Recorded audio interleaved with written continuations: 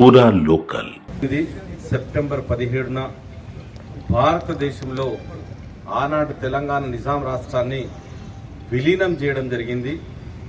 విలీనానికి ముందు ఎంతో మంది త్యాగధనులు, ఆనాటి హోంశాఖ మంత్రులు సర్దార్ వల్లభాయ్ పటేల్ గారు నేర్పిన టాక్స్ వల్ల ఆ రోజు సపరేట్గా ఉన్నటువంటి ఈ రాష్ట్రాన్ని, తెలంగాణ రాష్ట్రాన్ని ఆనాడు భారతదేశంలో విలీనం చేయడం జరిగింది.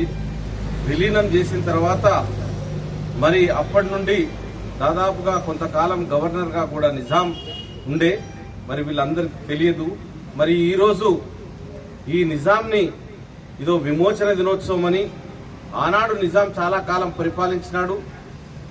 దీన్ని భారతదేశంలో కలపాలన్న ఉద్దేశంతో 47లో స్వాతంత్ర్యం వస్తే 48లో ఈ రాష్ట్రాన్ని భారతదేశంలో విలీనం చేయడం జరిగింది. విలీనం వల్ల భారతదేశంలో మనం కూడా అంతర్భాగం అయినాము. కాబట్టి ఈరోజు అందరం కూడా ఈ విలీన దినోత్సవాన్ని మనం జరుపుకుంటున్నాము. ఈ సందర్భంగా జిల్లా ప్రజలకు, నియోజకవర్గాల ప్రజలందరికీ కూడా శుభాకాంక్షలు తెలియజేస్తా ఉన్నాం. మరి ఏర్పడ్డ రాష్ట్రం లోపల 12 సంవత్సరాలైంది. రాష్ట్రం ఏర్పడి సపరేట్ తెలంగాణగా పోరాటం చేసి ఎంతో మంది తమ ప్రాణాలను అర్పించి ఎంతో మంది ఈ యొక్క కార్యక్రమంలో పాల్గొని, జయశంకర్ గారు కానీ, ఇంకా గొప్ప కొండ బాపు లక్ష్మణ్ గారు కానీ, అదేవిధంగా ఇతర నాయకులు చాలా మంది పోరాటం చేసి మరి యొక్క సపరేట్ రాష్ట్రాన్ని ఏర్పాటు చేయడం జరిగింది. ప్రత్యేక రాష్ట్రం లోపల గత 10 సంవత్సరాల్లో అభివృద్ధి ఎంత జరిగింది, ఏ విధంగా రాష్ట్రం అతలాకుతలం అయిపోయింది, అప్పుల ఊబిలో ఏ విధంగా చిక్కుకున్నదో మనమందరం కూడా గమనించాలి. మరి ఈ ప్రభుత్వం వచ్చిన తర్వాత 2 లక్షల ఆదాయం ఉంటే 8 లక్షల అప్పున్నది.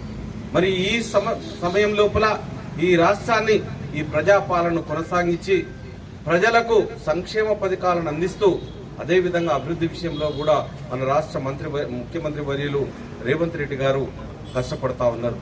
మరి మీరందరూ కూడా ఈ విలీన సందర్భంగా, నేను ప్రజాపాలన సందర్భంగా మిమ్మల్ని ఒక్కటే కోరుతా ఉన్నాను, మీరందరూ కూడా ఈ ప్రభుత్వానికి సహకరించాలి, వెన్నుదన్నుగా ఉండాలని కోరుకుంటూ మరొక్కసారి మీ అందరికీ కూడా ప్రజాపాలన దినోత్సవ శుభాకాంక్షలు తెలియజేస్తూ సెలవు తీసుకుంటాను.